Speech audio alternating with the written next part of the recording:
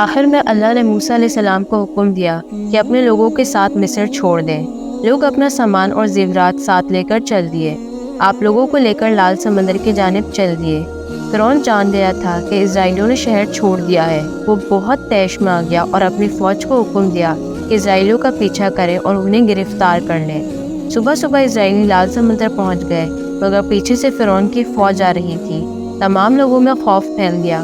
اسی وقت اللہ تعالیٰ نے موسیٰ علیہ السلام کو حکم دیا کہ اپنی چھڑی سمندر میں مارو۔ موسیٰ علیہ السلام نے حکم کی تعمیل کی تو اچانک سمندر دو حصوں میں بٹ گیا اور درمیان سے ایک راستہ بن گیا۔ موسیٰ علیہ السلام اپنے لوگوں کو لے کر اس راستے سے چل دیے۔ ان کے دونوں اطراف لہریں پہاڑ کی طرح کھڑی تھیں۔ فرعون اپنے لوگوں پر چلایا اور کہا کہ دیکھا، میرے حکم سے سمندر کا راستہ کھل گیا تاکہ ہم ان لوگوں کو گرفتار کر لیں۔ فرعون کا لشکر اس راستے پہ چل دیا تاکہ اسرائیلیوں کو پکڑ لیں، لیکن جیسے ہی وہ بیچ سمندر پہنچے تو لہریں زور سے ان سے ٹکرائیں۔ فرعون جان گیا کہ اب اس کی موت واقع ہونے والی ہے۔ وہ خوف سے چلایا کہ میں یقین کرتا ہوں کہ اللہ کے سوا کوئی معبود نہیں اور میں اس کا غلام ہوں، لیکن اب بہت دیر ہو چکی تھی۔ فرعون کے ظلم و زیادتی کا خاتمہ ہوا اور اس کی موت ہو گئی۔ اسرائیلی ریگستان میں چلتے چلتے بہت پیاسے ہو گئے تھے۔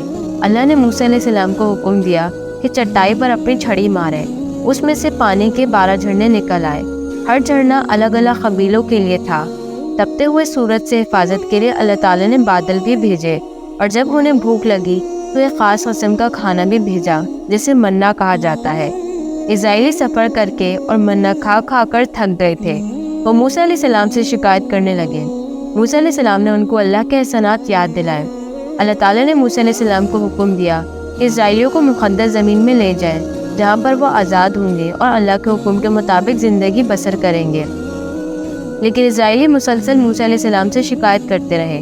پھر جب موسیٰ علیہ السلام نے انہیں کنعان فتح کرنے کو کہا، جہاں پر ان کے دشمن رہتے تھے، تو تمام اسرائیلی پیچھے ہٹ گئے سوائے 2 لوگوں کے۔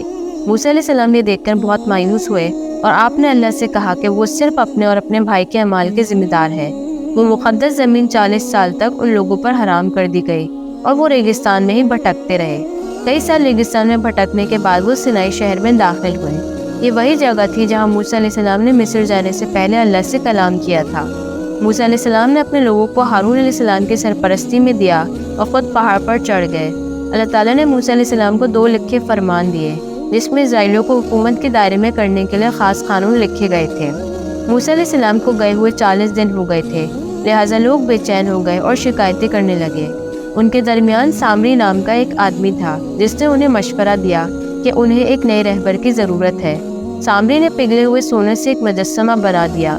ہارون علیہ السلام نے یہ دیکھا تو ان لوگوں کو سمجھانے کی بہت کوشش کی۔ جب موسیٰ علیہ السلام لوٹے اور انہوں نے لوگوں کو بت پرستی کرتے دیکھا تو بہت ناراض ہوئے اور سامری کو وہاں سے نکال دیا۔ کچھ بزرگوں نے موسیٰ علیہ السلام سے سوال بھی کیا کہ وہ جو فرمان لے کر آئے ہیں وہ واقعی اللہ تعالیٰ کی طرف سے ہیں بھی یا نہیں۔ موسیٰ علیہ السلام نے ہر قبیلے سے 70 بزرگوں کو چنا اور ان سے کہا کہ تم نے جو کام کیا ہے اس کے لیے اللہ تعالیٰ سے معافی مانگو۔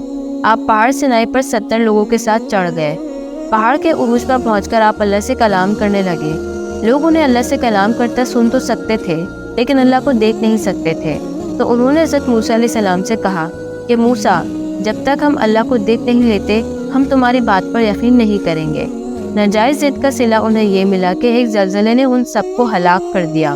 موسیٰ علیہ السلام نے اللہ تعالیٰ سے معافی مانگی اور دعا کی۔ آپ کی دعا کی بدولت اللہ تعالیٰ نے ان تمام لوگوں کو پھر سے زندگی عطا کر دی۔ اسرائیلی کئی سال تک ریگستان میں بھٹکتے رہے۔ پیغمبر کو ان کی جہالت سے بہت تکلیف ہو رہی تھی۔ اللہ اسرائیلیوں کو گناہوں کی وجہ سے منزل تک نہیں پہنچا رہا تھا۔ کچھ سال بعد ہارون علیہ السلام ریگستان میں بھٹکتے ہوئے ہی انتقال کر گئے۔ جب موسیٰ علیہ السلام کی موت کا وقت آیا تو موت کا فرشتہ آپ کے پاس آیا۔ پیغمبر نے اس کی آنکھ پر وار کیا۔ فرشتہ اللہ تعالیٰ کے پاس گیا اور کہا کہ آپ نے مجھے ایسے غلام کے پاس بھیجا ہے جو مرنا ہی نہیں چاہتا۔ اللہ تعالیٰ نے فرشتے سے کہا کہ تم ان کے پاس واپس جاؤ اور ان سے کہنا کہ اپنا ہاتھ بیل کی پیٹھ پر رکھیں۔ جتنے بال ان کے ہتھیلی کے نیچے آئیں گے ان کو اتنے سال زندگی دی جائے گی۔ اس فرشتے نے جب موسیٰ علیہ السلام کو یہ بتایا تو موسیٰ علیہ السلام نے پوچھا کہ اس کے بعد کیا ہوگا؟ اللہ تعالیٰ نے کہا موت۔ تب موسیٰ علیہ السلام نے کہا تو بہتر ہے کہ وہ ابھی ہی آ جائے۔ موسیٰ علیہ السلام نے دعا کی کہ ان کی موت مقدس جگہ پر آئے۔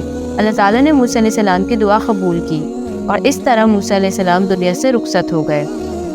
کہا جاتا ہے کہ 40 سال ریگستان میں بھٹکنے کے بعد اسرائیلی مقدس زمین میں داخل ہو گئے تھے، لیکن تب تک موسیٰ علیہ السلام اور ہارون علیہ السلام اس دنیا سے جا چکے تھے۔